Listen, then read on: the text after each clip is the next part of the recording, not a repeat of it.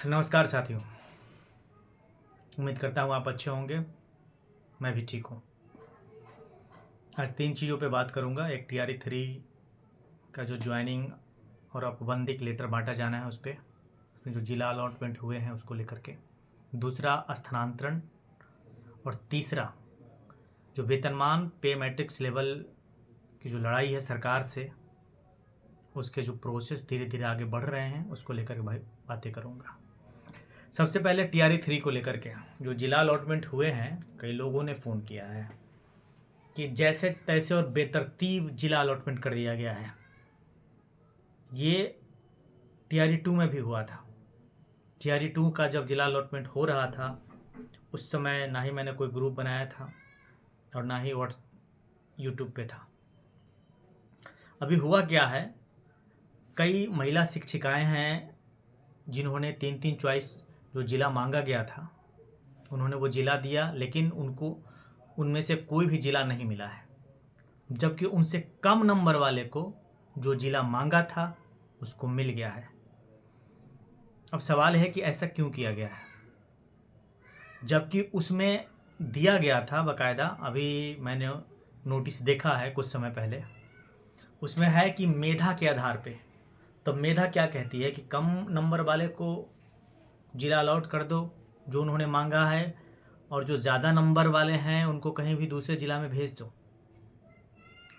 उसके साथ ये भी दिया हुआ है कि अगर ज़िला में रिक्तियाँ नहीं रहने पर आपको अल्फ़ाबेटिकली दूसरे ज़िला में जहाँ सीट खाली है वहाँ भेजा जा सकता है। तो किस ज़िला में सीट नहीं खाली था? ज़िला में सीट नहीं खाली था तो दूसरे ज़िला के लोग कैसे आ रहे हैं उस ज़िला में? क्या उन्होंने अप्लाई किया था दूसरे ज़िला के लिए? जैसे मान लिया कि किशनगंज के लोगों को भोजपुर में भेजा जा रहा है, उन्होंने भोजपुर में अप्लाई नहीं किया था, जबकि भोजपुर के लोगों को वेस्ट चंपारण में भेज दिया गया है। उन्होंने अपना ज़िला मांगा था, नहीं मिला उनको, और उनसे कम मार्क्स वाले का जिन्होंने अपना ज़िला मांगा था भोजपुर, उनको अपना ज़िला अलॉट कर दिया गया है। तो ये चीज़ें हैं। लेकिन अब क्या है कि TRE 3 का जो एडवर्टीजमेंट निकला था, फॉर्म भरा गया था, लगभग 1 साल हो गए हैं।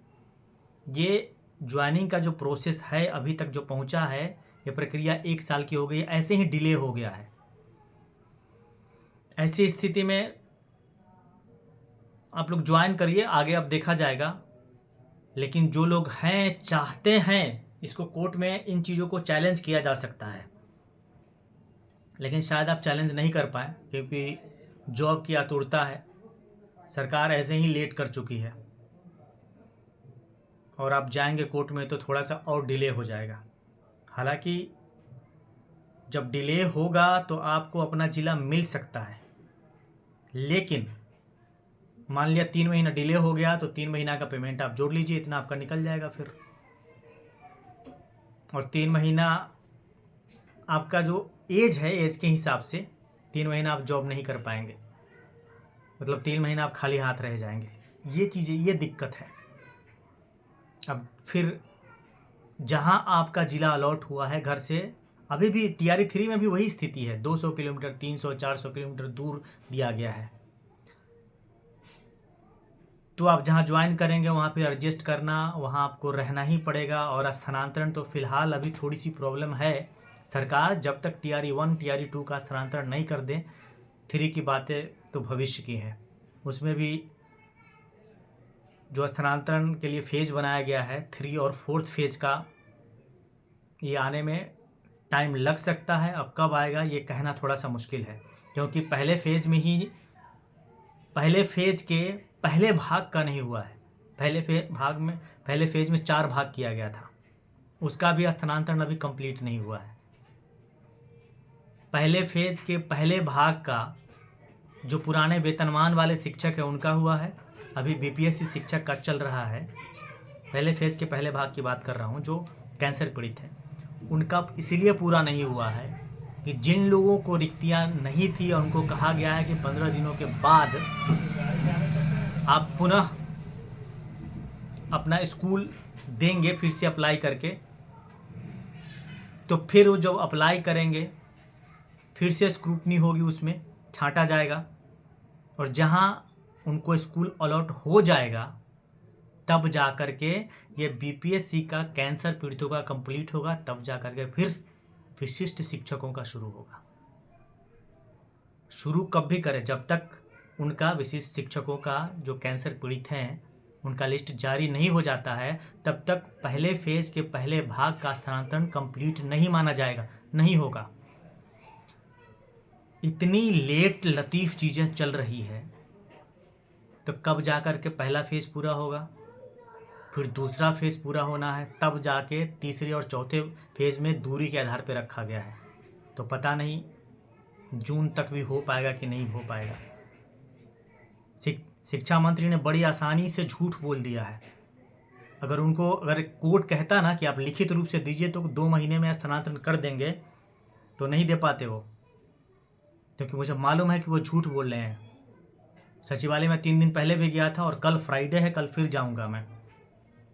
कम से कम जब तक ये नहीं हो रहा है तब तक उनको पहले फेज के दूसरे भाग का स्क्रूटनी शुरू करना चाहिए था, लेकिन ऐसी स्थिति नहीं है। अभी 9 तारीख को जो बांटा जा रहा है टीआरई 3 के साथियों को ज्वाइनिंग लेटर, सारे पदाधिकारी अब उसमें लग गए हैं, जिले की मॉनिटरिंग कर रहे हैं, देखेंगे पत्र को निर्गत करना, भेजना वहाँ पे। गांधी मैदान में जो आयोजन हो रहा है उसकी भी मॉनिटरिंग करना है, देखना है। सारा महकमा शिक्षा विभाग का उसी में लगा रहेगा। उसके बाद फिर पहले भाग में जिन लोगों जो कैंसर पीड़ित है, बीपीएससी शिक्षकों का जिनका अलॉटमेंट नहीं हुआ था, रुक गया था, 15 दिनों के बाद जिनको बोला गया है फिर से अप्लाई करने के लिए, उनका लिया जाएगा। इस तरह से टाइम जानबूझ करके सरकार डिले कर रही है और इसीलिए मैंने कहा था। खैर, तो ये स्थिति है। अभी जो पे मैट्रिक्स लेवल और वेतनमान की जो बातें मैं कर रहा था, जिस पे चीज़ें कुछ आगे बढ़ी है, कल मैं वकील से मिला था, वाईबिगरी से।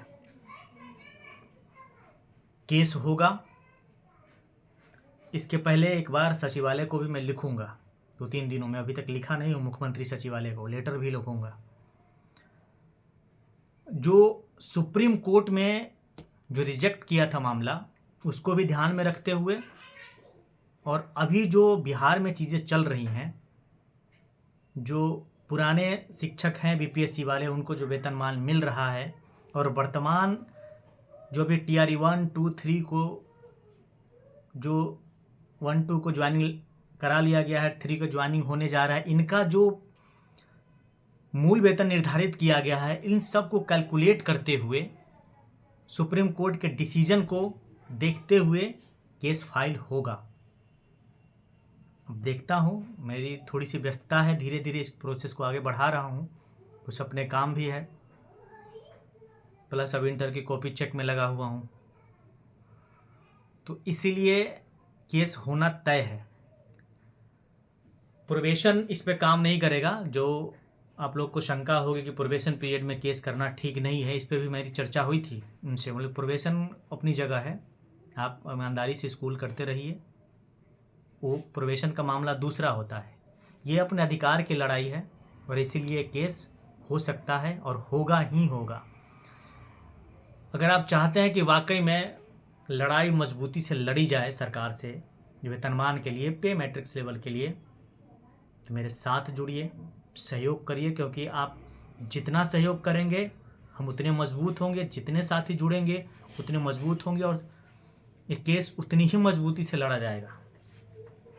सुप्रीम कोर्ट से अगर हम हाई कोर्ट से जीत जाते हैं, सरकार है निश्चित जाएगी सुप्रीम कोर्ट, क्योंकि अभी टीआरई 3 की ज्वाइनिंग के बाद लगभग 2.5 लाख बीपीएससी शिक्षक हो जाएंगे। लगभग मैं कह रहा हूँ, थोड़ा बहुत इधर उधर हो सकता है।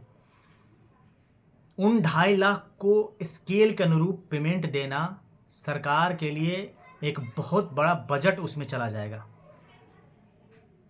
अगर हम सुप्रीम कोर्ट से भी जीतते हैं तो हो सकता है वो डबल बेंच में भी जाएगी सरकार। तो इस माइंड के अनुसार वहां तक की लड़ाई को सोच के लड़ना है और उसी अनुसार केस भी फाइल होगा। इसलिए आपके सहयोग की ज़रूरत पड़ेगी। एक साथ रहें, जुड़िए, सहयोग करिए। और मैंने जो केस के लिए एक लीगल टीम का ग्रुप बनाया है उसका लिंक डाल रहा हूँ मैं, जुड़िए उस लिंक को सब्सक्राइब करके। अभी देख रहा हूँ जैसे एक सप्ताह से मैंने वेतनमान की बातें की है, तो कई सारे जो न्यूज़ पोर्टल वाले हैं, जो न्यूज़ चलाते हैं शिक्षा विभाग के नाम से, उन्होंने भी अब इस चीज़ों को डालना शुरू कर दिया है। स्थानांतरण की बातें जब शुरू किया था उसके 1 महीने बाद देखिए स्थानांतरण की बातें भी डालना शुरू कर दिए थे लोग। ऐसा कोई मुद्दा नहीं है जिसको टच नहीं करते हैं, और होता कुछ नहीं है, कुछ करके दिखाइए बंधुओं। खैर, लिंक डाला हुआ है, लिंक से जुड़िए और लाइक सब्सक्राइब ज़रूर करिए चैनल को, ताकि हम ज़्यादा लोगों तक पहुंच सकें।